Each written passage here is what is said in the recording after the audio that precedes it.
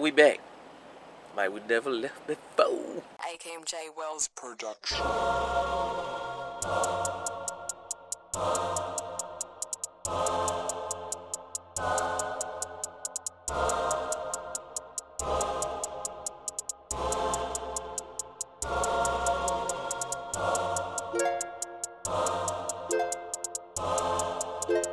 How do you feel or would feel if one of your friends or family members or an associate, someone that you dealt with that was very close and dear to you, how would you feel if they went off to the league or, to be a pro athlete? How would you feel about that? And I had a conversation with someone that's a dear friend to me. He's more like a brother. Let me know what y'all think. Leave comments below.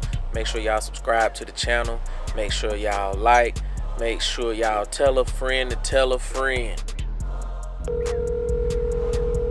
So I have Vontigo Cummins on the phone with me, and this is my friend, my partner, my homie. He all of the above. If you don't know who Vontigo Cummins is, please go do your homework on who this man is. He has accomplished a lot and did a lot of things. Vontigo, how you doing, man?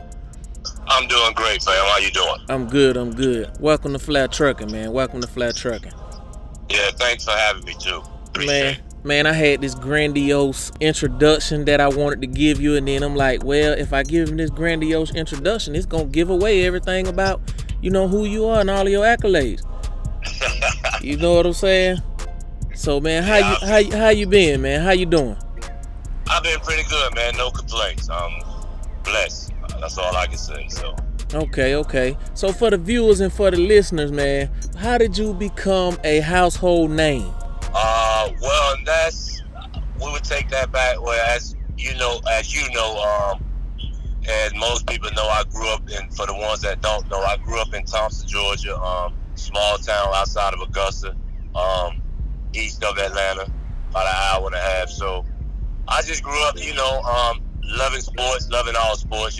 Football and basketball was the main attraction, from where we're from, and as people that don't know, I'm from where you're from too, so we grew up together. Right. So they understand that. That's right. So that's right. Where we're from, everybody wants to play football, basketball, and I grew up. I just gravitated to basketball and football, but growing up, a lot of older people told me that I had a lot of potential to play basketball. So as I got older, I started to to take basketball more serious, work on my craft, do the history of the game, knowing who came before me, knowing who's knowing who's coming after me, knowing the history of point guards, because that's what I wanted to be, a point guard. So basically, I just soaked in all the knowledge from all the older guys that I grew up with. And for a lot of people that don't know, I was a water boy for the high school team when I was a real young guy. That's right. I remember that. I was a water boy. So I took and a lot of them guys I looked up to, so I took something from everybody's game. I took something from a Roger Hatcher game. I took something from a Chris Nari game. I took something from a Dion Boyd game. I took something from a Xavier Smith. And the list goes on. So, and that's why I tell people, if anybody was blessed to make it out of Thompson, Georgia, I was probably one, because I knew Thompson's system in and out, Along with it, I had to have a little basketball skills to go with it, just knowing the system don't get you there. So I had a little skills, and I had a lot of people to help me along the way. Coach Thomas was very instrumental in my life. My uncle was very instrumental in my life. My parents were. So I just had a lot of people that was, very connected to me and just tried to keep me on the straight path. And, right. And I figured if I was going to make it out of Thompson, basketball was my way. I attended the University of Pittsburgh. Yeah, I enrolled in 95, and I got drafted in 99. 99, that's right. And you were first round too, right? Right, correct. Okay. So take us back to that moment when you first went to Pittsburgh. How did that feel, knowing that you was going to this great school and knowing that you had a shot to one day maybe go to the league? How did that feel? All right, now I'm gonna take you back, fam. So when I was younger, man, I used to they had this thing on come on TV, like if anybody know around our age that follow basketball, they had this thing called Big Monday, Terrific Tuesday. So, like Big Monday might be like the Big East. You got like Georgetown playing against Syracuse.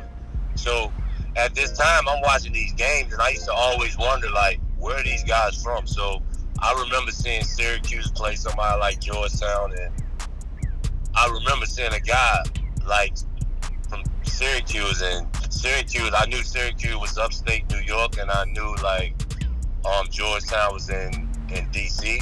So I'm watching these players play, and they show where these guys are from, and they're saying these guys is from Detroit, Michigan, these guys is from California, these guys are from everywhere, all over the world. So I'm thinking, how did they get there? Right. So as a kid, that's what I'm looking at, and that's what I'm telling my parents. That's what I want to do. I want to play on TV. I want to go to one of these schools that be on TV. So growing up, I just kept playing, and I had no idea that I was going to play on TV. That's just every kid's dream, to make it to the NBA, NFL, or whatever. But, the percentage of that are very slim. Right. So I just kept grinding and working on my craft. And when I got to high school, I happened to go off of varsity my freshman year, and I played varsity, and I was loaded. I was on a team with a lot of good players, and we went deep in the playoff. We go to the Final Four. We make it to the state game, and we lose, but I have a real good season. And after that season, my high school coach comes up to me, and he just shows me a magazine where I'm in the magazine with Kevin Garnett, the Stephon Marbury's, the Ron Mercer, and that was my first introduction to being notarized and being a national ranked player. That's right. So I don't know where it come. I just figured it came from me playing my freshman year, having a good year. Somebody came to watch me practice that I remember, and I'm thinking the whole time that the guys there, for one of the senior guys on our team, one of the juniors or seniors, I'm thinking they're there to scout them, and let alone they was there to scout me, and they ranked players, and that's how I got ranked. I got ranked my freshman year. I was top 10 in the country, and the rest is history, I guess. So that's right. That's right. So when you found out that you was gonna be drafted into the league, how did that feel, man? That had to be the greatest feeling in the world. Now, when I found out as a sophomore in college that I had a chance to go to the NBA. I was told to enter my name in the draft, and just to see where I would be projected to get picked. But I didn't want to do that, so I didn't do that. But that was the first time that the NBA was brought to my attention that maybe you can go play in the NBA. So I didn't do that. I came back my junior year, and I played that out, and then I, had a great year again. Came back my senior year, had a pretty good year again, and they saying that now I'm getting invited to the combines, and I'm getting invited to NBA draft interviews, and at this time, fam, it ain't hitting me like I'm going to the NBA. It's just right. The excitement is real, but I guess you're not excited till you get there. Right. The surreal moment came to me when I heard David Stern walk on the podium and call my name. That was the most surreal moment in my life. And that's the first time, still to this day, that I ever cried from being so happy, being emotional. I never cried. I never knew what that felt like. I used to always wonder how people cry for being so happy. Hey man, that's a moment that I can't forget myself. You know what I'm saying? Because it's like you made it out for all of us. You know what I mean? You made it out for all of us. And so I agree with you. It was like, man, just to see somebody that I know we was just playing together and at school together, walking the hallways and stuff together. Right, in the sandbox doing all. Yeah, exactly. In the neighborhood, so exactly. You know what I'm saying? But that was a surreal moment when he called my name, man. That's when I sat down and just realized, and then just tears just started to come to my eyes and be like, you know what? Everything that I worked for has paid off, but at this point, I have to continue to work, and I have to work a little bit more harder if I want to continue to be in this spot I was at that time. So that's right. And so at that time, what team did you sign with? I got drafted by the Indiana Pacers, but I got traded to Golden State the same draft night. Maybe probably like 2 minutes later, they announced the trade. Okay. So I signed with the Golden State Warriors. And so But I I was drafted by I the Indiana always Pacers. have been a Golden State Warriors fan since that day. But I just wanted you to announce it because I got a lot of friends. They always say, you know, when Steph and all them wind up going to the championships, they said that I was a bandwagon rider. And I'm like, no, I've been with Golden State since my homeboy signed. You know what I'm saying? Like, Right, exactly. you know. And a lot of people, and a lot of my family and friends been Golden State fans. And I've been Golden State fans ever since I went there also. And they get the same thing that you get. Like, no, you won. You just a bandwagon because of the Splash Brother. But that's because, you know, they're the dynasty now. And when I played, we was at the bottom. That's all it was. Now they get more attraction. So That's you know, right. people gonna say you jumped on the bandwagon because of the, you know. So when you did play for them, how was it playing for that team? No, it was great, man. It was like I played with some decent veterans. I played with Terry Cummings. I played with Mookie Blaylock. I played with John Starks. And then, you know, I had some younger guys I played with, like Antoine Jameson, still my friend to this day. Right. Larry Hughes, still my friend to this day. Chris Porter. So, you know, I made a lot of friendship, made a lot of friends, and built a lot of bonds, you know. So, because I don't know if you know, like the basketball thing, man, it's really like a fraternity. Right. You know, it's like, you know, so we're all pretty close. We stick together, and the ones you allowed to spend time with and become close with, that carries on, and that just becomes your family for life. That's right. And so what year did you leave Golden State? I left Golden State. I played 2 years. I was at Golden State 2 years, and then I went to the Sixers. Then I played. I got traded to the Sixers with Allen Iverson, Dikembe Mutombo, Derek Coleman, Eric Snow, Aaron McKee. So Man, how was it playing with those guys? Them legends. yeah, that's a great experience. That was a great experience. But I can tell you, it's playing at Golden State and playing in Philadelphia was it was a little different. It was totally different because I was playing with the little guy. I was playing with Allen Iverson. I was playing with Chuck. You know, everybody. And at the time, he was basically like the face of the league, like right, because he brought the culture that we come from to the NBA. That's right. You I know, remember so that. everybody was gravitating to him, and that's when, you know, it was the hip hop and all of that. So the Braves first come in, so and I was playing with him, and he was the trendsetter, all of that. So it was a great ride, man. It was a great ride. We went to the playoff. We had a good run. We lost to Boston that year. That was Right. the year after they went to the finals and lost to the Lakers. Right.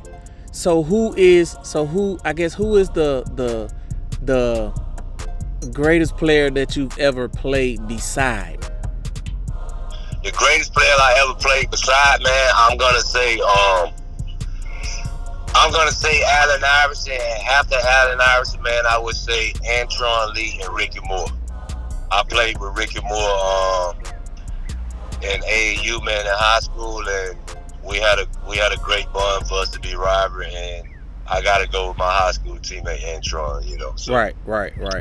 Okay, and what about the scariest player or opponent, should I say, that you've played against? God rest his souls, the Black Mamba. Black Mamba. Now, I would say Shaq too, but I wouldn't really put Shaq for me because I didn't have to personally match up with Shaq. Right. Like that wasn't my matchup going into the game. You know, if I got on Shaq, it was a cross match or a mismatch, or it was a double team. But as far as Kobe Bryant, like, you know, that's my matchup. That's right. I gotta guard him. I gotta guard him sometimes. So I can only imagine your parents are probably your biggest supporters, huh? Yes, my parents are my biggest supporter, and as you know, a lot of other people probably don't know I'm my only child, so that's right. I can't do no wrong with my mama. That's right. And you also was born on leap year, right?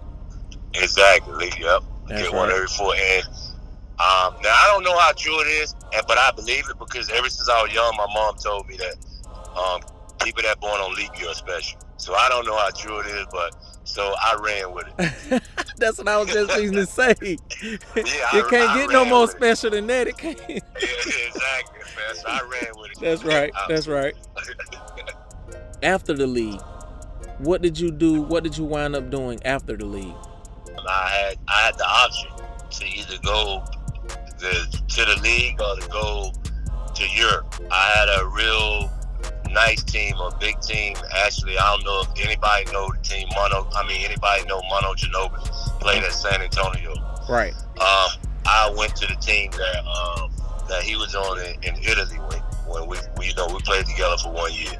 Uh-huh. So I went there and I got offered a lot of money, and I was told that the team was going to be mine. That it's my team. I'm the point guard. The ball is in my hand, and it was good money.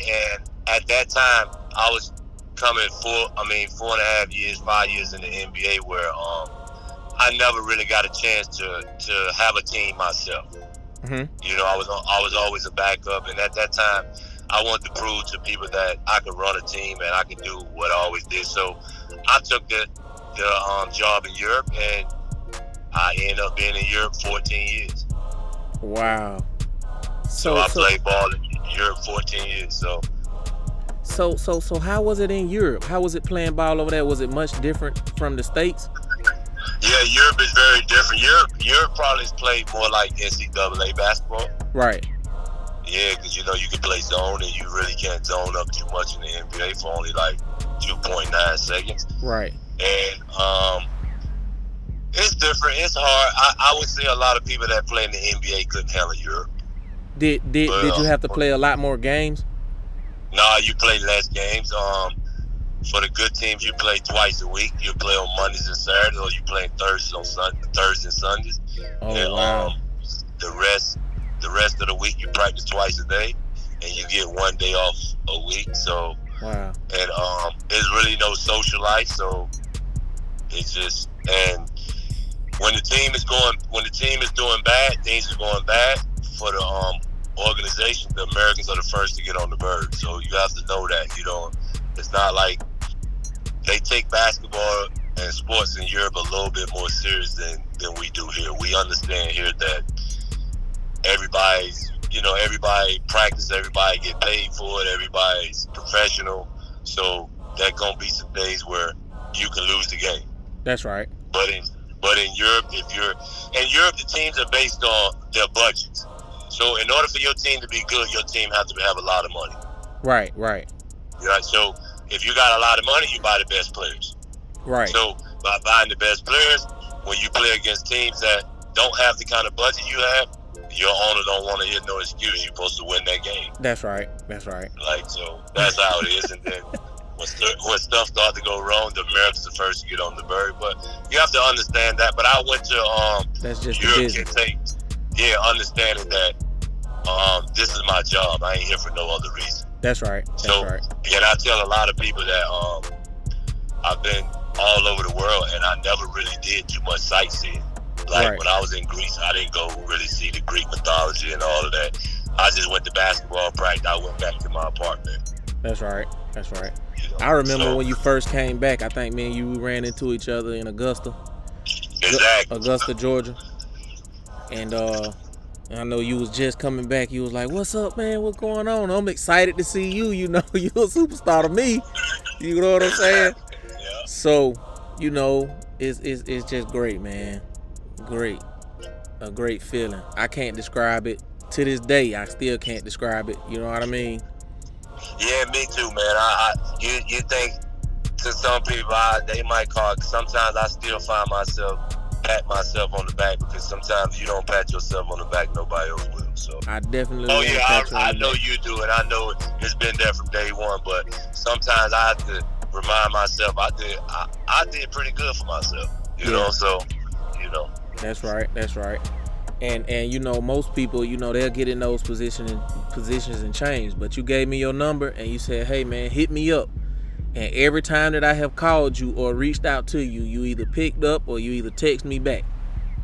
Exactly. And I'm gonna always be that way. I'm always gonna be man. That's it. That's right. Little kid from Thompson, man. I'm gonna always be that.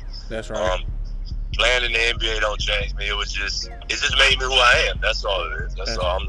It's the same. It don't make me no different than a person that going to clock in at Walmart. That's right. And also, You know, when I first started this channel and I reached out to you and sent you my video, you was like, "Hey man, good content. How can I donate?" And I'm like, I don't even have nothing to donate to. You know what I'm saying? I don't even have nothing set up for you to donate to. So you was one of the ones that made it to where I put in the link for, you know, people to donate, and people have been donating and stuff like that or whatever. So I really appreciate it, bro. You know. Appreciate you too, You man. know, I Appreciate for having me. Anytime I can help you, and if I can, I'm down. So right now you're running your academy, right? What's the name Right. of your academy? It's VC5 Academy. It's a youth basketball training program. Okay. I train anybody that's interested in trying to learn to play basketball and serious and passionate about it. Okay. And what are your age ranges? My age started at 7 all the way up to college. Okay. You know, like I would train anybody that wants to learn the game and passionate about playing the game. Right. I'm with that. Right. And so how can people find you? Like people who are interested in joining onto your program and stuff like that, how can they find you? They can go to vontigo.cummins5@gmail.com. Okay. And there they can find all of your rates and stuff like that, or will they have to contact you personally, or how does that work? They can contact me personally, and then I send them the rates. Okay. And then the numbers, I have a number 914-313-7179, and that's the straight contact with me. And you know, they can just call me, and I can instead of emailing me, they can call me, and I can just run down the package to them. Right. And you're doing one-on-one training, correct? Yeah, I do one-on-one training. I do some group training, but most of the group training are kids who already been coming to me for a while, and they're on the same level. Right. Okay, cool. Hey, man, Vontigo. Hey, man, it was a pleasure talking to you, man. I thank you for doing this interview for me, and hopefully I can get it out for the world to hear. You know, please continue to share my content as you have been doing before, and just keep listening to me, man. Keep pushing me forward the same way how, you know, I was rooting for you. I need you to root for me. I got you, baby. You know what I mean? I'm with you 110%. Thanks for having me, man. Anytime you need me, you know the number. I'm with it. Okay. Thank you, man. Thank you for joining Flat Thank you. Truck. Appreciate it. And you have a good one. All right, you too, brother. Peace. All right, peace.